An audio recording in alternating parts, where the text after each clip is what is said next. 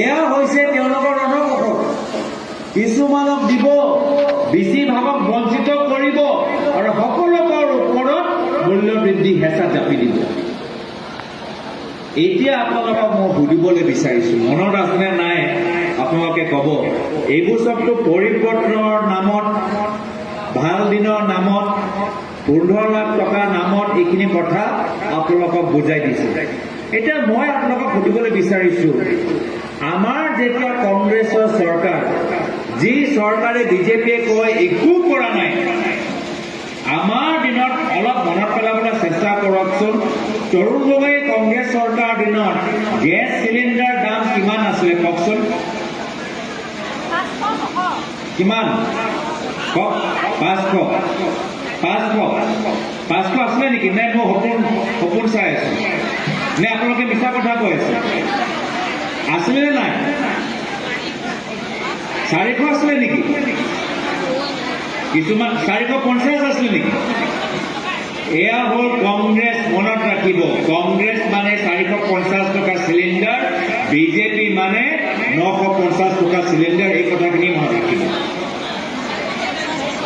এই কথাখিনি মনত ৰাখিব। এতিয়া মই আপোনালোকক আৰু এটা কথা মনত ৰাখিবলৈ কৈছো, আৰু এটা কথা মনত ৰাখিবলৈ আপোনাক আহ্বান জনাইছো। ৰাজস্থানত আমাৰ কংগ্ৰেছৰ চৰকাৰ আছিল, ৰাজস্থানত আমাৰ কংগ্ৰেছৰ চৰকাৰ আছিল।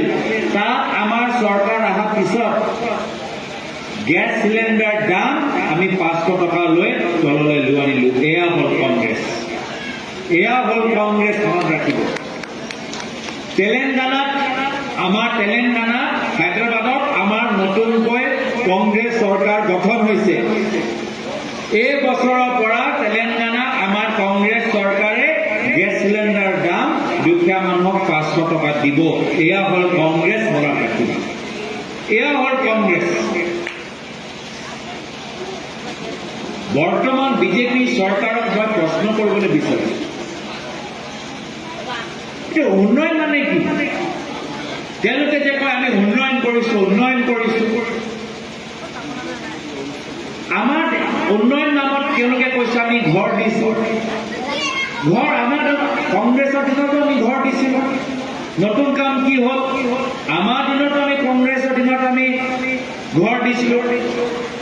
তেওঁলোকে কৈছে আমি ৰাস্তা বনাইছো। তো কংগ্ৰেছ দিনতো আমি ৰাস্তা বনাইছিলো।